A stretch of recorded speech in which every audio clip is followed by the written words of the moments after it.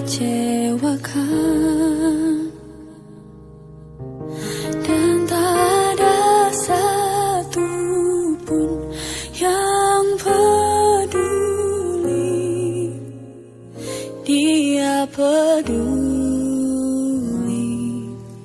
saat dunia menyakitkan, bahkan yang terdekat pergi meninggalkanku. Dia ada. Sampaikan pada Yesus segala beban hidupmu. Dia hanya sejauh doa saat kau berseru.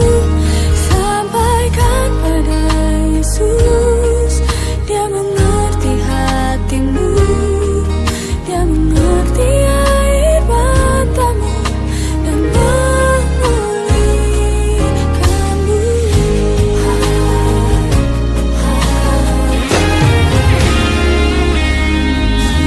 Saat dunia kecewakan,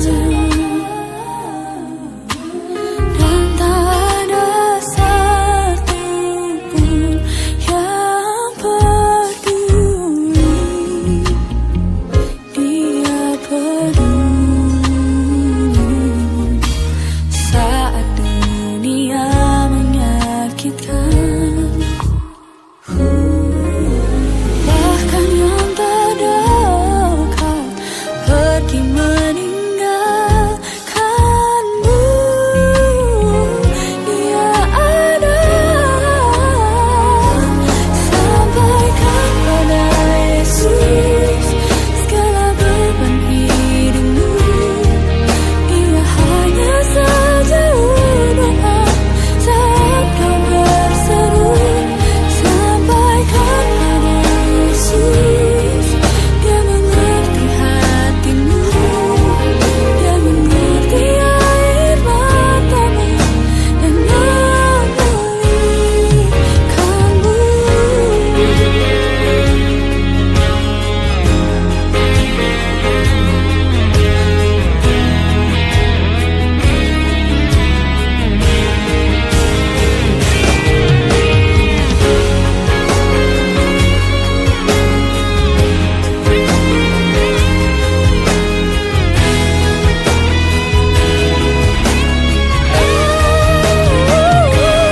Sampaikan pada Yesus segala beban hidupmu. Dia hanya sejauh doa saat kau berseru.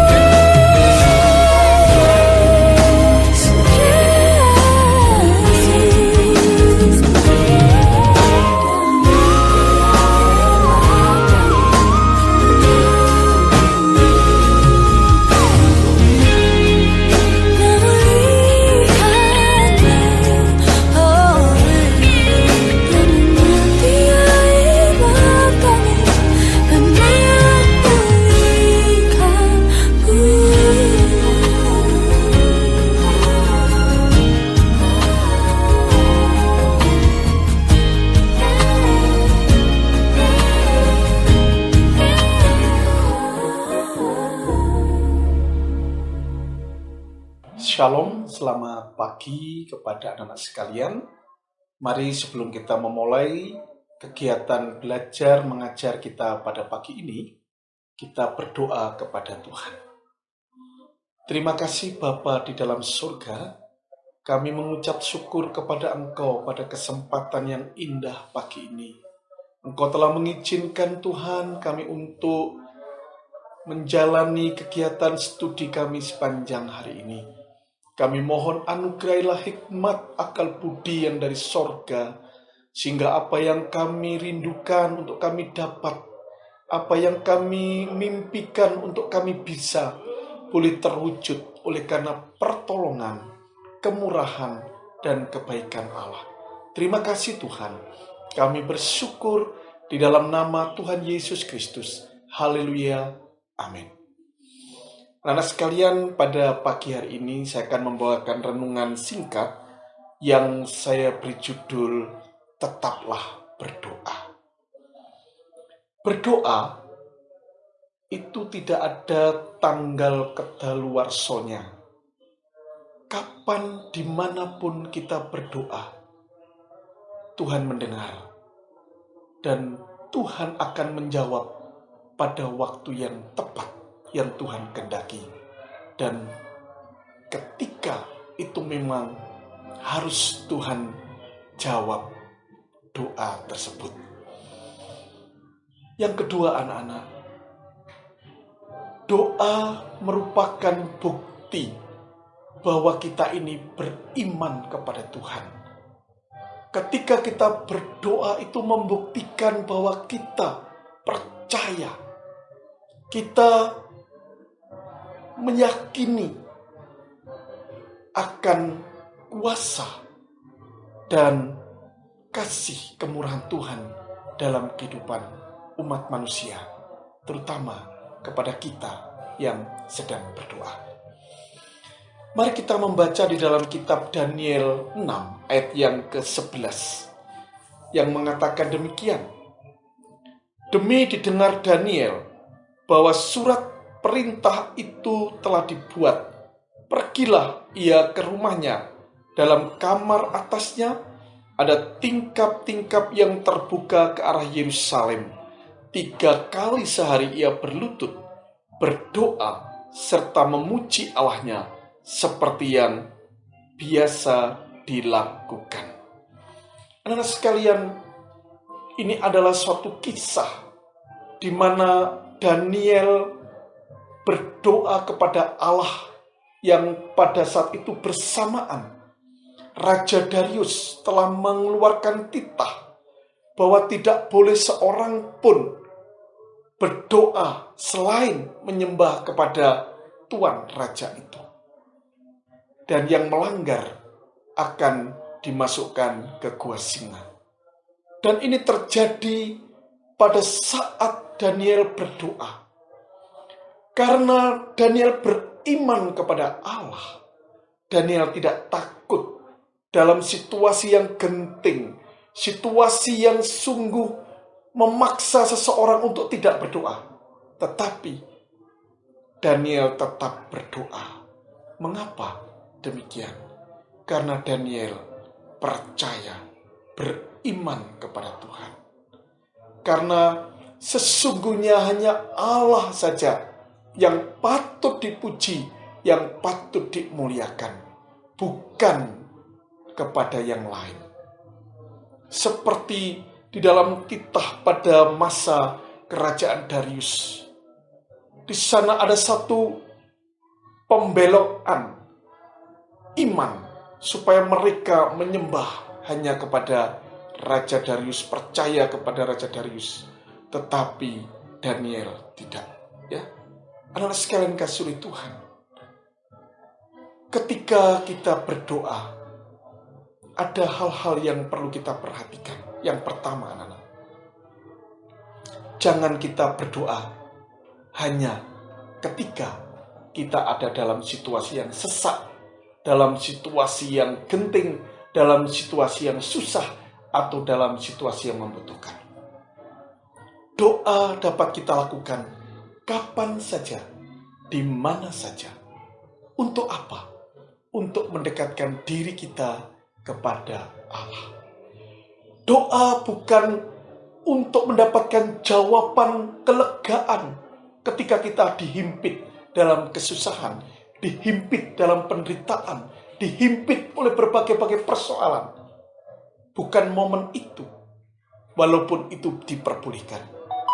Tetapi marilah kita berdoa karena kita ingin dekat dengan Allah. Kita ingin hidup, yaitu dekat dengan Allah. Itu anak-anak sekalian. Yang kedua, anak-anak, kita berdoa karena bukan untuk mendapatkan jawaban kebutuhan kita dipenuhi oleh Tuhan. Tetapi, kembali lagi, kita berdoa karena kita ingin hidup bersekutu dekat dengan Allah. Doa yang kita naikkan kepada Allah karena kita percaya, karena kita mengasihi Allah. Bukan untuk memaksa Allah memenuhi kebutuhan-kebutuhan diri kita.